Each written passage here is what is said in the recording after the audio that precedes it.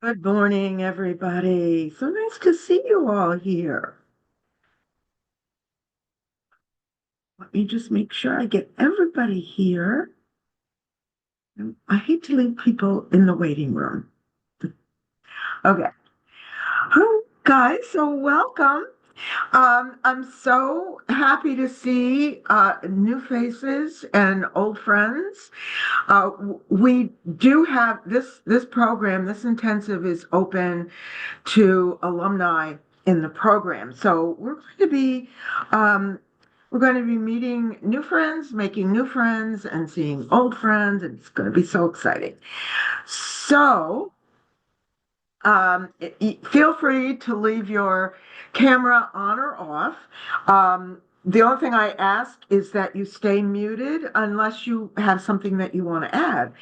And just so you know, um, if you ever have a question or something I said isn't clear, please either put a question in the chat or just unmute your mic and say, hey, what did you just say about whatever?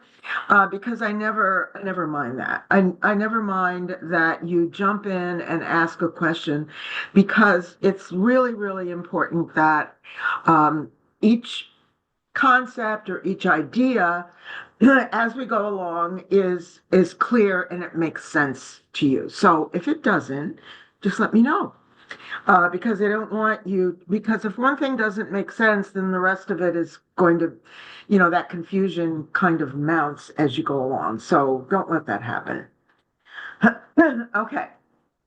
So everybody knows where to find the Zoom links. If for some reason you don't get the email, I usually send out an email an hour or so before the class, just so you have the Zoom link handy. But if something happens and you don't see that email or, whatever, the Zoom links for these classes are in your in your course platform in the orientation module. I think it says calendar and classes or something like that. It's the calendar for the month and then the links for the classes. And there's a different link for the 11 a.m. class and the 3 a.m. class. So just so you know that. Um, and then I want to clear up a question that came up. Um, from a few people, and that is that, whoops, see, I have to watch my waiting room. Okay. Um, a question that came up about the difference between these classes on Wednesdays and the coaching um, class. It's not really a class. It's a coaching meeting or call or whatever. And what is the difference? The difference is simply that on the Wednesday classes, I'm going to go through the content with you. It's going to be more of a teaching situation, but as I said, always feel free to ask questions. Interrupt me or put something in the chat because I check the chat, periodically throughout the class. Um, so feel free to do that. And so that's the Wednesday classes. It's more of a content based thing that the content is planned ahead of time. For the coaching calls on Fridays, and they're Fridays at 3 p.m. Eastern, um, that is sort of open. And it is mainly designed so that you have a way to let me know if there's something going on that is, you're struggling with something. Maybe the dog responded in a way that you're not sure what it means, or maybe you're not sure about how to execute some of the practices that I recommend. That's what the coaching call is for. It's to support you and give you a chance to ask questions and get clarity. And even if you don't have a question, it's still beneficial to come to those coaching calls. And here's why. What I have found, because I belong to mentorships and mastermind programs and so forth, and I don't always have a question when I attend the coaching calls. But when I listen to the questions that other people ask and I hear the answers, I sometimes get really good ideas. And I learn something, and maybe, a question is answered. Oh, I didn't even know I had that question. But that answer is really valuable. So even if you think, I'm doing fine, I don't really have a question, come to the coaching calls anyway and just, listen and learn. Okay. So, with that said, before I get started with today's content, I always like to ask if anyone has a question that you want to get clarity on before we get started, because I want to make sure that you approach each lesson with a clear mind and not something, in the back of your mind like, oh, I wish I had the answer to that. So, if anybody has a question, just let me know. Okay. Um, just let me know right now. You can put it in the chat, or you can unmute and say, hey, what about this kind of thing? Now, it might be something that I plan to cover in the class anyway. And if that's the case, I'll let you know. And then if you still have a question about it at the end, you'll be able to ask that.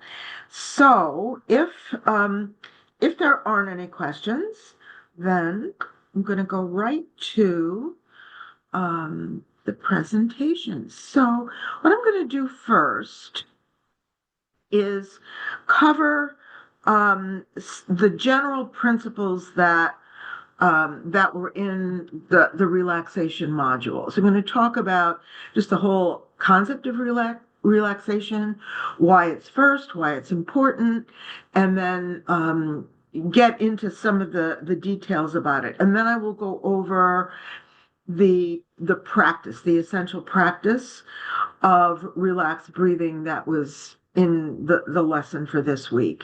And if you have any questions about that, then that'll be the time to answer that. Okay, so let me share my screen. And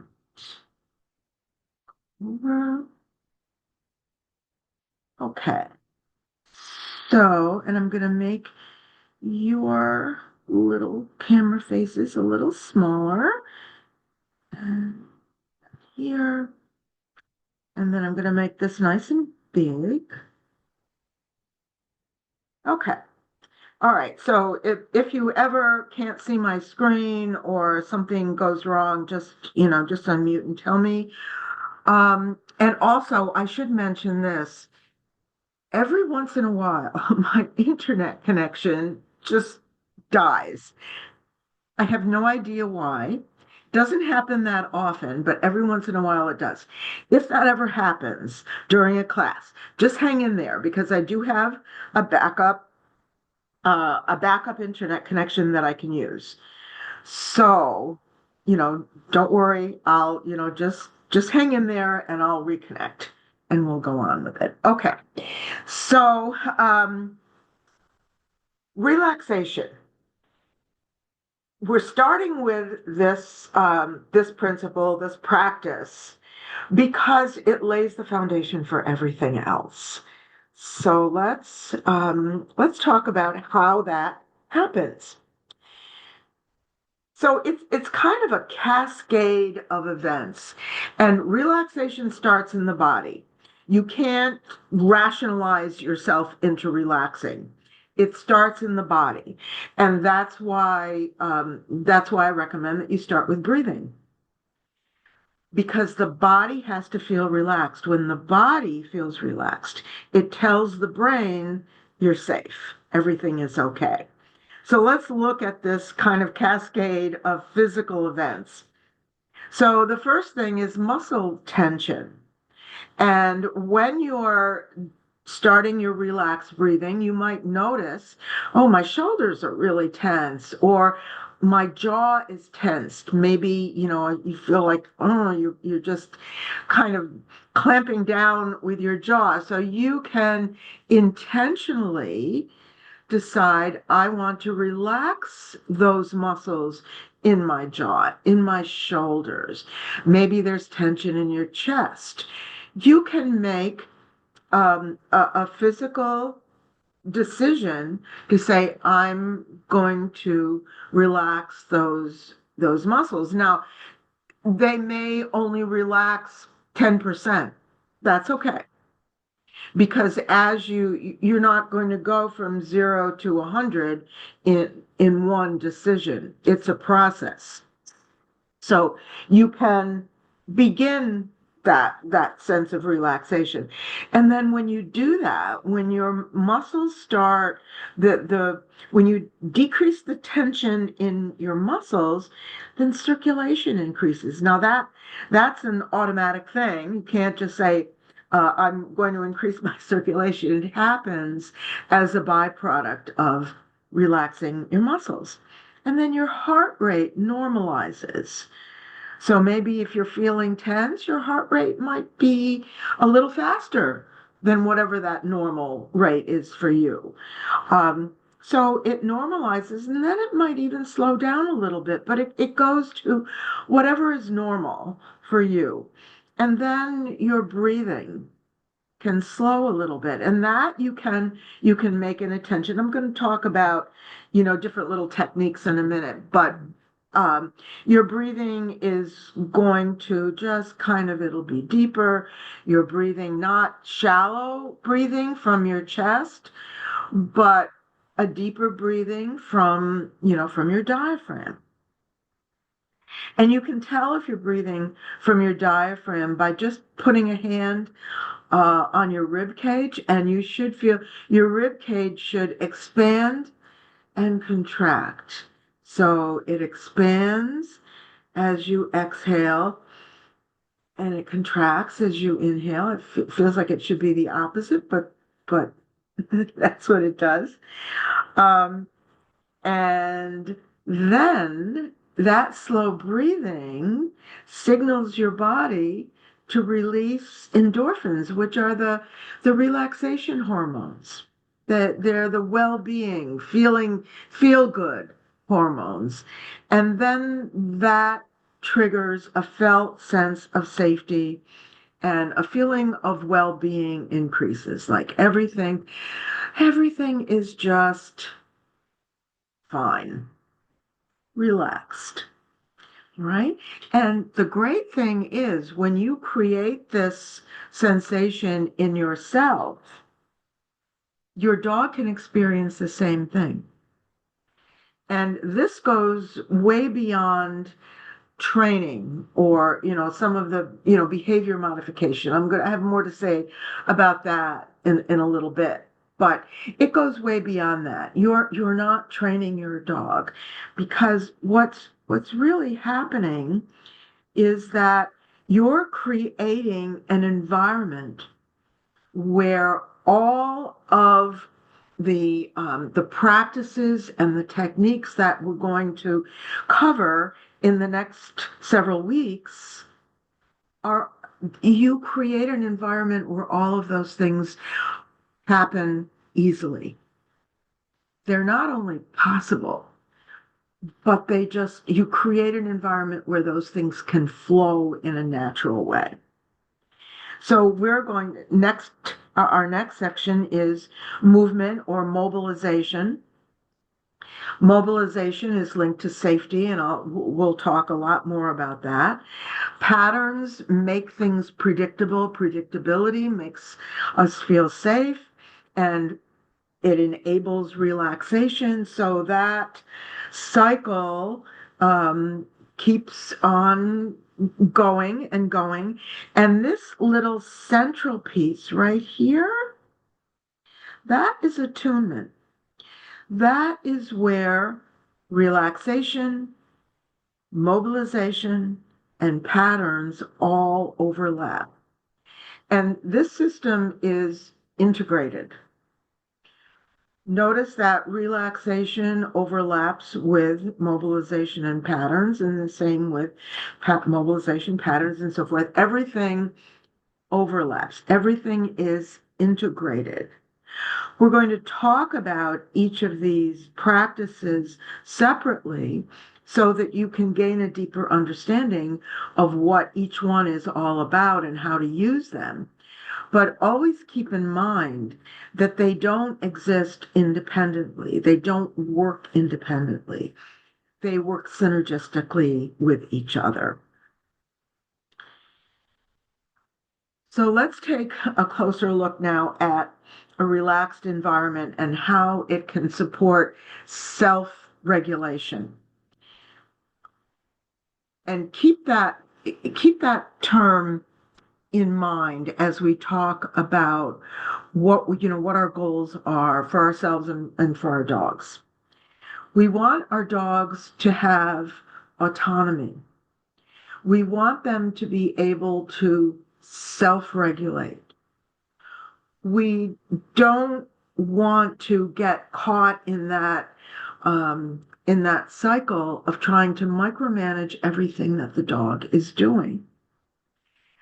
And that goes back to, behavior modification and training and so forth. We don't want the dogs to ultimately rely on us to make decisions about their well-being.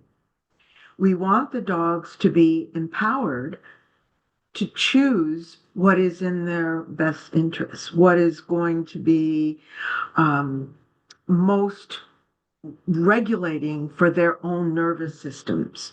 We can't control their nervous systems. They are the only ones that control that.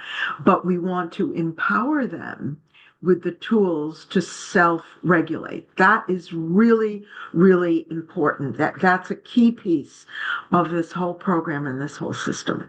So keep that in mind. That's the goal. But how we get there is a little different. We start with co-regulation, and that's what the relaxed breathing technique is all about.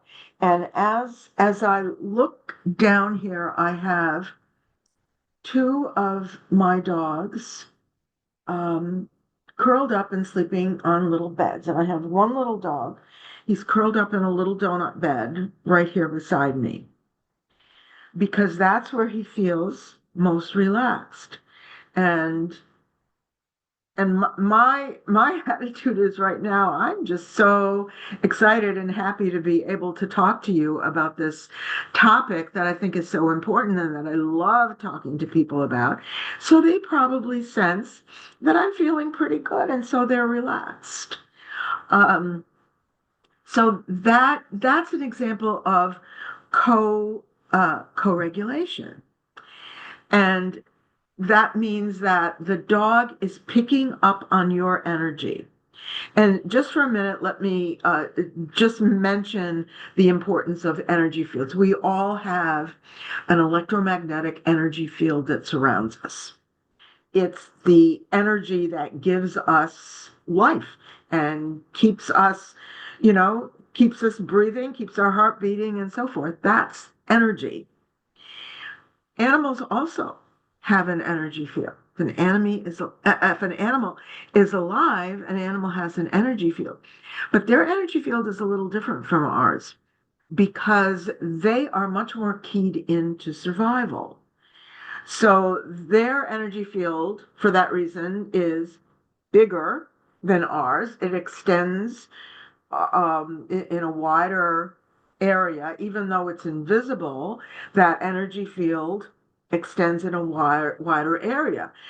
Think about a wireless connection.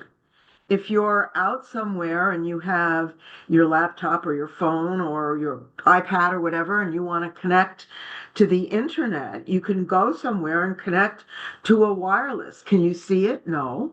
If you go too far away from that wireless connection, you're going to lose it because you're out of range. So if we think, that's kind of a metaphor for the energy field that the dog has or that animals have. And they're picking up on, what is that? What is the emotion of that other person that is in my energy field?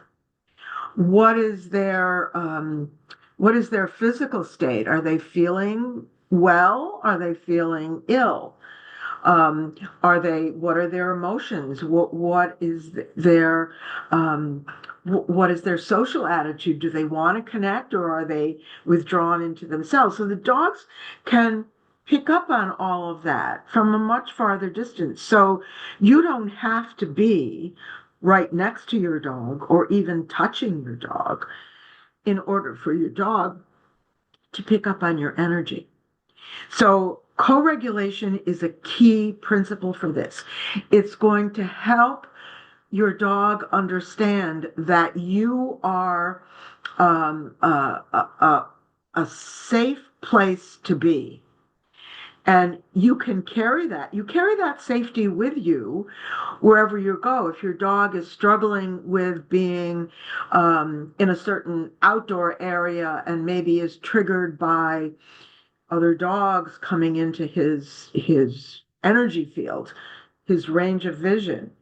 That's why distance can be such a big help with our dogs, because if we get far enough away, then that thing is out of their energy field and they don't have to deal with it. But when you stay in your dog's energy field, which you would be if you're out walking with your dog, then if you are projecting that sense of um, we're safe, everything is under control, I've got your back, don't worry. That's co-regulation. And so let me jump over now to social learning because that's connected. Once your dog is in a state where he feels confident co-regulating with you, that he can always go into your safety bubble and feel safe there, then you can do things that you want the dog to imitate. You can take a nice deep breath. And if your dog has been co-regulating with you, you might see that your dog will imitate that. That some of the breathing techniques that you might find go into the process where you give your dog a signal or a cue, and you tell your dog to take a breath. And I think that's overcomplicating it because I don't think you need to do that.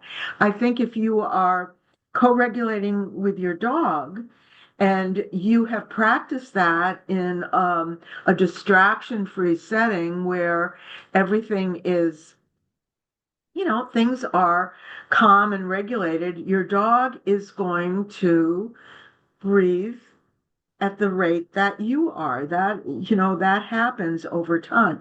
It doesn't happen the first few times you do it, but it does happen over time.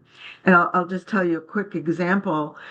It also happens with horses. And if you can imagine, a horse is a big animal. And in order to, I was doing an energy healing practice with the horse. So my body was in contact with the horse. I was actually leaning on the horse. This is a horse that I know very well. I've worked with this horse for years and years and years, and I feel really connected to this animal. So I felt perfectly safe standing, that close to the horse and leaning. And as I was working with the horse, I realized after a while that the horse was matching her breathing to mine, or I was matching mine to hers. I don't know which way it went. But as I inhaled, she did. As I exhaled, she did. And it was very slow and gradual. So that's an example of the flow of co-regulation into social learning, that your dog can learn to do what you do. So if you're out somewhere and you sense that maybe your dog might be triggered by something out there in the environment, You can pause and just take a deep breath and look at your dog, and you might have some calming words or phrases that you say to the dog, not telling the dog to do anything, but just something that you might say, things that you already say to your dog. And you just take some breaths. And if your dog has learned the practice, if it's become a habit to co-regulate, then social learning will have the dog imitate you. And as the dog starts to do that relaxed breathing, he's going to feel calmer. And as we get into this practice of social learning and co-regulating with dogs, what the ultimate goal is of doing this is we're showing the dog there are other things that you can do besides bark and lunge on the leash when you see that other dog off in the distance. And here's something else that you can do instead, like do what I'm doing now. I'm taking a breath. And so the dog learns that he has other choices. We're not telling him what he has to do. We're showing him that if he takes a breath, he's going to feel better. And he knows that already because he's already practiced that with you. All right. So that leads us into this idea of practice and process. Practice is what we do externally. It's the actions that we go through. So we can practice relaxed breathing. Process is how we integrate that external behavior into how our nervous systems integrate it into our understanding and into what our body senses and what our body understands. So we have to start by practicing with the dog. And as we practice, the dog will process that until it becomes a habit and a choice that's available to the dog. So as everybody follow that whole line of reasoning, I want to give you a vision of why you're doing what you're doing now at the early stages of this process and where it's going to lead you. And this takes time. It doesn't happen quickly. How much time does it take? It takes how much ever time it takes. So and that's the answer. We can't rush it. We can't. That's why I always say there are no deadlines for the dogs. This is something that you can think about and you can process and you can learn. And as you process this information, if something doesn't connect with you, if there are a couple of dots that aren't connecting, that's what those Friday coaching calls are for. So that you can say, hey, I get this part of it, but I don't see how it leads to this part. And those are the questions that you can ask when you come on Friday. Okay, so I don't see anything in the chat. If you have anything that you want to ask, you can put it in the chat or you can just unmute and say, hey, I have a question. Okay, all right, so let's move on. And you'll notice that in the second lesson of the module for today, I talked about the difference between the mood states of dogs and people too. We have mood states, right? And our moods can change, obviously, right? You can have a day that maybe starts out with, five things going wrong in the first 10 minutes. And then that just kind of sets you off on kind of a not too happy mood for the rest of the day. And it's hard to bounce back when something like that happens. That's why it's so important to start things on a positive note, because that will affect how the rest of it goes. But we can differentiate between optimistic dogs and pessimistic dogs. And the difference is simply that a dog that is whose baseline is optimism. And that it doesn't mean that they're always optimistic about everything. It just means that that's their baseline. That's what they come back to.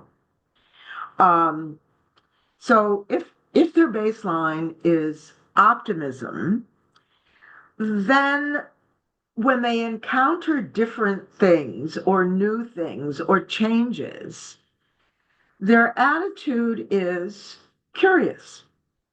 Oh, let me check that out. Now, they might be very high energy curious, like go over there, check it out, push it around, you know, paw it with their feet, grab it with their mouth and carry it around. That's, high energy curious. Or they might be low energy curious, like, that's interesting. They might look at it, they might go over and sniff it and then walk away. Well, okay, boring. And then they can go and lie down. But they're essentially curious without, curiosity is the opposite of fear, right? Because if you're curious about something, you're going to say, hey, that's interesting. Let me go check that out. And they're going to, they don't see that it's dangerous or threatening in any way. That's optimism. If it's new, it might be something good. Maybe I can eat it. Maybe I can play with it. So they're going to go check it out. But a pessimistic dog can be either high energy pessimistic or low energy, but basically they see new things as potentially dangerous. If it's new, that's not going to be good. And so they're not, so that fear overrides their curiosity. They may look at it and they say, that. So if it's a low energy pessimism, they look at it and they say, oh, that can't be good. And they just walk away. They don't want any part of it. If it's a high energy pessimism, then they're going to look at it and they're going to go, oh my God. Oh my God, it's going to kill me. It's going to eat me alive. And they might bark at it to make it go away, or they might run and hide from it.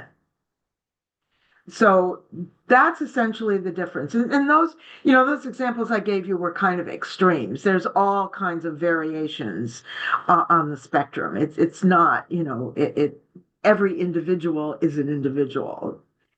Um, so what I want you to think about is and I have a more detailed mood assessment, but we're not going to get into that at this point. Right now, all I want you to think about is what's your dog's baseline? Now, if you say his baseline is generally optimism, that doesn't mean that there might be some things that happen that frighten him. But after he processes that scary thing, what does he come back to? Where does he bounce back? So that's the question. Or a pessimistic dog might see something that he's curious about,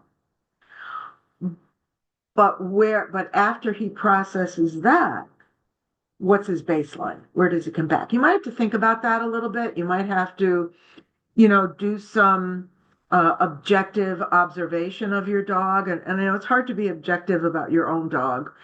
I know, but do your best and see if you can come up with, and that's information that we're going to use moving forward.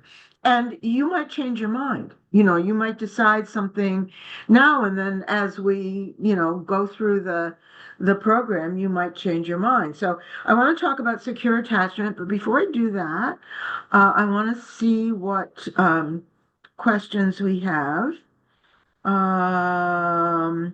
Okay, Pauline says, time to walk. Two are barking and upset. Well, best to stop and go out. So Pauline, these lessons are always recorded. and the recording will be in. And so if you ever need to take care of something urgent, you go ahead and do it and then come back. Um, yeah, so you need to be relaxed. So Pauline, don't stress yourself. Go ahead and take care of what you need to take care of. And then whatever you miss, and this goes for everybody. Something happens if your dogs get upset about something and you need to take care of it. And then you can always come back and catch up with the part that you missed on the recording. Okay? And Lizette says, to help my pups be curious, I like to show them everyday items in my hand for them to sniff. Great idea. And my hairbrush, my beanie cap, my purse when I come home from work. It's fun to watch them sniff and see the expression on their face while they process the sniff. That's awesome, Lizette. I love that. All right, everybody take that little hint from Lizette and go ahead and do that. And give them things to sniff and just say, "Hey, check this out, guys." And it just gets them processing new things. Okay, and Eva has a question. Is optimism synonymous with curiosity? I would classify my dog as fearful, but chases birds and squirrels, and before the chase is curious of them. Yeah, optimism, generally speaking, optimism is it, I don't know if it's synonymous with curiosity, but an optimistic person is curious about new things. So, and I would say the same thing is true with dogs. But chasing birds and squirrels is activating a dog's natural prey instinct. Dogs are predators by nature, and they all have that instinct. And in some dogs, it's stronger than it is in others. So, that's an instinctive behavior. So I don't think, I don't think that is uh, contraindicated for a dog that's fearful, because a fearful dog can still have, predator behaviors. Okay. Yes, Pauline. Okay. Awesome. All right, guys. Anything else? Go ahead and put it in the chat and I'll take care of it. So let me talk about secure attachments. And basically, that simply means that you have created a bubble of safety for your dog. Your dog knows that no matter what goes on in the outside world, you are a safe place to be. And that means that you are consistent about that. It means that no matter what the dog does, if he's barking, that stems from fearfulness. It doesn't mean that you get angry with him for that. Ugh. That's a tough one, right? Because barking can be really irritating. And I know that one thing I've discovered about myself is that I'm sound sensitive. I live in a house with dogs that bark. So we have to understand where that barking is coming from. And what I will do throughout this program is give you tools to address that without punishment.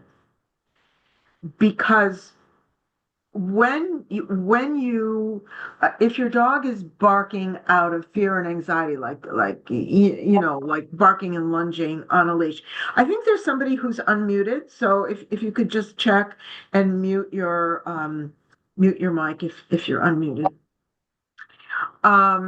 So we have to maintain consistently that.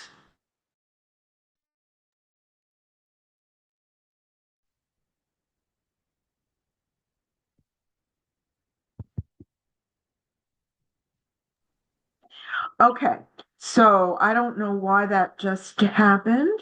I lost the screen share. Did you guys lose my audio at any point? Or is that okay? All right, good. Okay. All right. Let me go back to sharing the screen so I can finish up this one piece and then we'll go on to the rest. Okay. All right, guys. Okay. So with secure attachment, that means that you really have to be very intentional and consistent about understanding how your dog is processing your emotions. It goes back to the co-regulation piece. You're always co-regulating with your dog, whether you are aware of it or not, whether you intend it or not, it's always happening because your energy is always there and your dog's energy is always there. And your dog is always watching you and always tuned into you, whether you're aware of it or not. So we need to always maintain that bond of trust, that connection of trust that exists with a secure attachment. Because just briefly, I'll tell you, insecure attachments um, result in anxiety, fear, avoidance, where dogs will just, I can't trust that person, so I'm just going to stay away. I'm going to handle this on my own because I can't trust that person to help me. I mean, that's an insecure attachment. And so that's when dogs decide they're going to handle it on their own, that's where you get that out of control, um, over threshold behavior, right? So maintaining that secure attachment is critical. And I'll have a lot more to say about that um, as we go on. So here's the final slide in this, and let me move this so you guys can see it. So I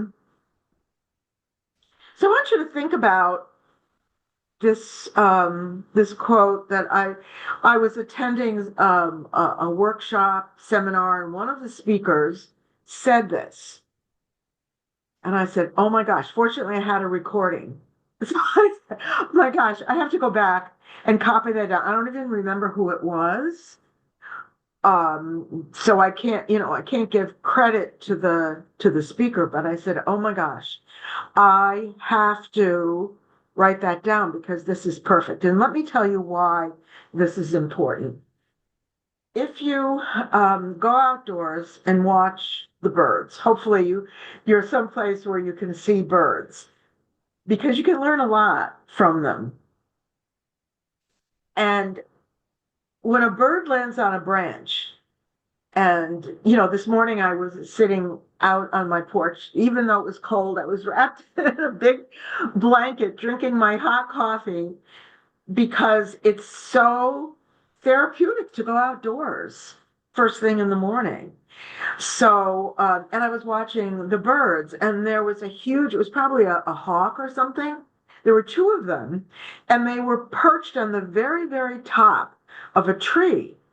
And it looked like the branch was so skinny for that great big bird. But it wasn't. I mean, the branch held the bird, and they stayed there for a while, and then they flew off. But if you think of this concept of the bird lands on a branch, not because it believes the branch won't break, but because the bird knows it can fly. So that, when we think of the branch as a metaphor for the environment that our dogs have to process, we don't want to get kind of trapped in teaching the dogs that person is safe, that thing is safe, that thing is okay. Don't bark at that. Don't be afraid of that. Because that puts us back into the training and behavior modification where we're micromanaging how the dog's nervous system is processing his world. And that's an enormous task, and that's why it fails. when we try to approach a sensitive dog from that perspective. And that is in the category of desensitizing the dogs, because when you desensitize, you have to do it desensitize to one thing at a time, right? Desensitization doesn't generalize that well. And the same is true with counter conditioning. You're going to counter condition the dog to that thing and to that thing. But then the dog depends on you to tell him whether that's safe or not. And the ultimate goal of our secure attachments is that we empower the dog to make his own choices. So, in other words, we empower the dog to know that he can fly, that he doesn't have to worry about whether the branch will break or not, whether that thing is safe, whether that dog is safe, because he knows he has the power to make choices. And as we teach him and show him that he has alternatives, we're going to leave it up to him to decide when he's going to fly and how he's going to fly. Is that making sense? I think this metaphor is so critical to our understanding of how we're approaching this process going forward. Okay, so I'm going to stop the share, but I have to get down that and stop the share. Okay. So does anybody have a question or a comment or anything that you want to clarify about anything so far? Because, and remember, this is recorded. We'll be able to go back and watch it again. And for each module, I'm going to add an additional lesson that will be just for the recordings. So you'll know exactly where to go to find the recordings. Okay. So, Lizette? Yeah, I just wanted to share something with you guys. I started doing a few weeks ago. Um, so a lot of times when pups kind of come up and they're just kind of staring at me, I've started incorporating this action that I think helps them, gives them a little bit more empowerment. I'll get up and I'll stand them and say, "Okay, what do you want? I'll follow you. I'm following you."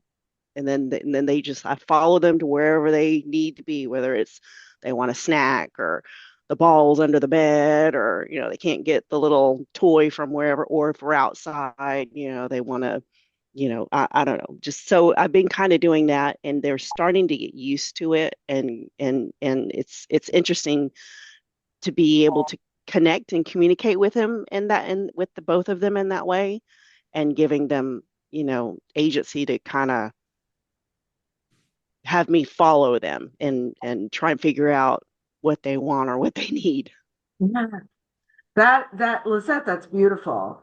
And just so, because I know there's some folks here who are new to this, and Lizette's been in the program for a while, and this is what I love. When I see people taking like the kernel of an idea and then building on it and expanding it and applying it in your own unique way. That's what this is all about. So thank you, Lizette. I love that. Perfect. So, and just to add to that a little bit, you don't, I don't want anybody to feel that when I give you steps, like right now, I'm going to go to the steps for the relaxed breathing. I don't want anybody to feel that this is a prescription and you have to follow it exactly this way. And if you don't do it exactly this way, you're doing it wrong. You can modify things to suit your own instinct, your own intuition. If you intuitively sense that doing something a little different is going to be better, then do that. Okay? All right. Anybody else have a question? Anything you want to comment on or add? Okay. All right. Let me jump over to just this.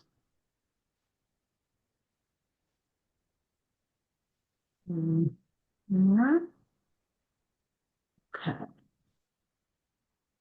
All right. So this is in the first lesson, co-regulated and relaxed breathing. And by the way, I encourage you to go and download this workbook. It's free. Even though it looks like you're checking out and buying it, you don't pay anything. But it's a great workbook, and it's illustrated, and she explains it so beautifully. So I encourage you to do that. And so for this is an example of social learning. And I want to draw your attention down here to, where is it? To this statement here. I encourage you, or I urge you not to use food. I'm not saying that it's wrong to use food. I'm just saying that it can be a distraction, because using what if you've been working with your dog and using food in training, great. Don't change anything, any exercises that you've been doing. But what dogs learn is that when the food appears, it's going to be transactional. You're going to expect them to do something for you, to sit or to stay or to lie down or whatever.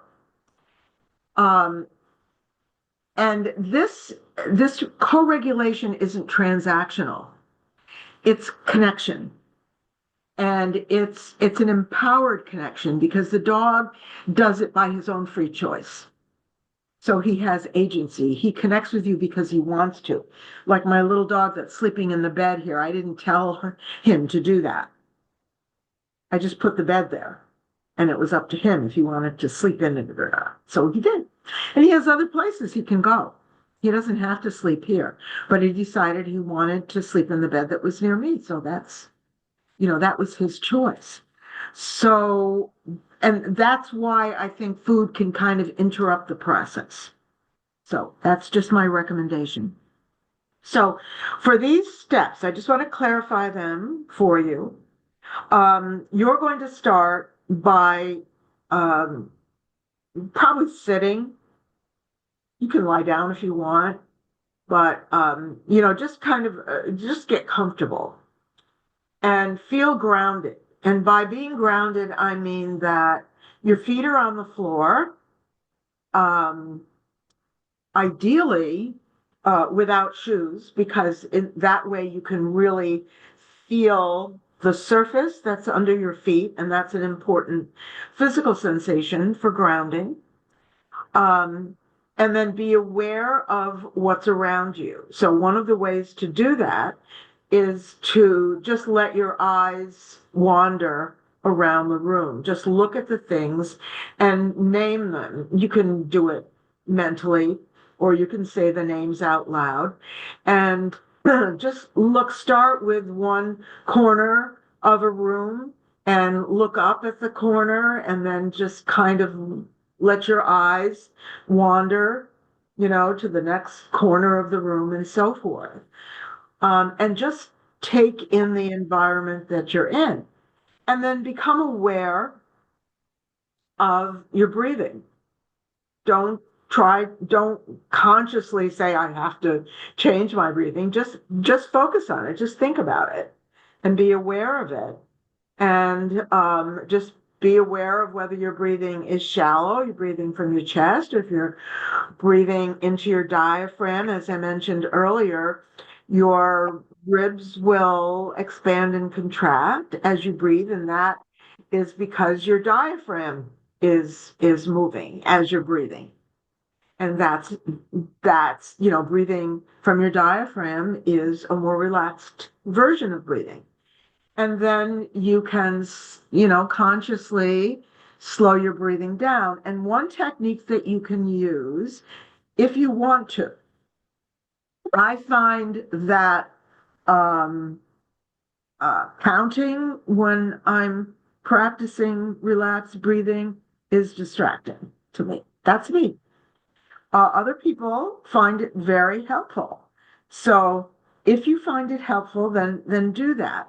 And there's a technique which you may already be aware of. It's called box breathing, and you just visualize a square and you imagine inhaling up one side of the box and you would count to four. So as you inhale, you might mentally count to four. And then across the top of the box is a pause, not holding your breath, but just a pause. And then the exhale counts to four down the other side of the box. And then pause across the bottom of the box to count to four. And then inhale again. Up, so that's called box breathing, and you're welcome to try it. If it feels relaxing to you, then go ahead and do it. But if not, then don't do it. Um, so that's it. And as you practice your breathing, it's helpful to lengthen the exhale. And why lengthen the exhale? Because the exhale is connected to the relaxation part of your nervous system. And if you're familiar with polyvagal theory, then you know what I'm talking about. But if you're not, don't worry about it. It's not. We probably won't have time to go into it in this 30-day program, but it's something that we really talk a lot about in the more advanced levels. Uh, so exhaling is relaxation. When you exhale, you're relaxing. So if you lengthen the exhale, and you can do that by kind of pursing your lips and as if you were blowing through a straw, you can lengthen your exhale easily. And as you're doing that, notice your dog. Is your dog aware of you? Is your dog relaxing? Look at your dog's body language. If they're lying down and their eyes are starting to close and they're falling asleep, then yeah, you can be pretty sure they're relaxed. Um, but if the dog is panting or pacing or obviously looks nervous, then they haven't connected with your energy yet. That's not a reason to feel discouraged about anything. That's just a step in the process. Some dogs will connect right away. Some dogs aren't ready to surrender to that. And that's okay. But the important thing is that you continue to practice it. Some dogs will get up and walk away. And what does that mean?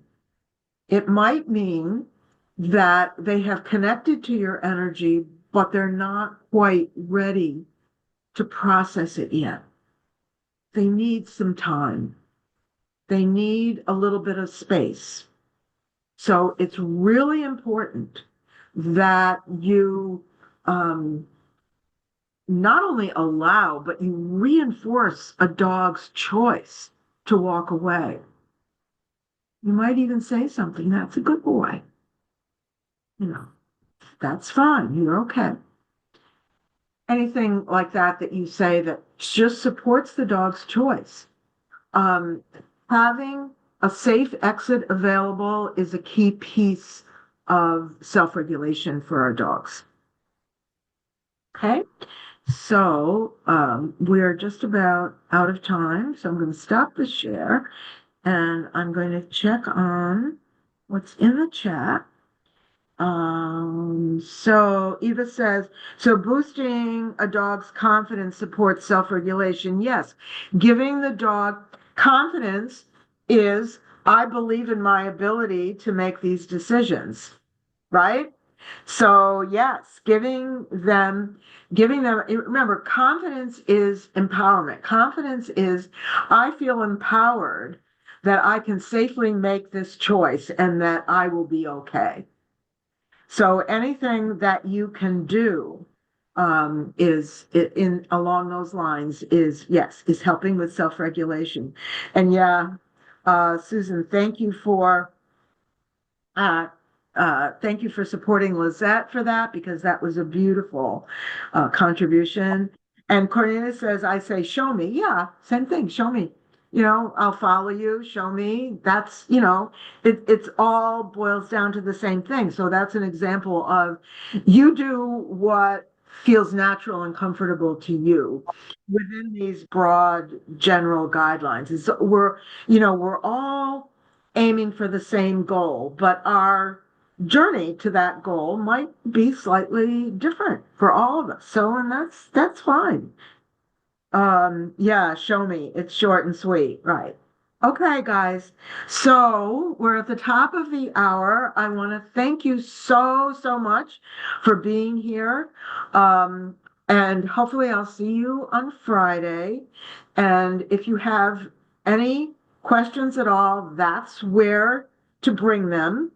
And we can talk about them. If you have something that you feel is private and you really don't want, I mean, sharing in a group is something that we can all learn from. And when I share with a group, I always feel like I've been supported and reinforced. Nevertheless, there might be something that is personal. You can send me an email and we'll work out how to resolve that. Okay? And all of you are still, um, if you haven't scheduled your one-on-one planning call with me yet, all of you are eligible for that, whether you're new or whether you're an alumni. Most of you who are new have already done that. So that's great. It gave me a chance to meet you and learn about your dogs and, give you a head start on something that you can practice. So, if that's it, the link for scheduling your call, you have to fill out the questionnaire first because the call is about the questionnaire. So you've got to do that first. Okay. So the link is in the orientation module. You can go ahead and fill that out and schedule your call. Okay, guys. Great to see you all. Have a great couple of days, and I'll look for you on Friday. Bye bye.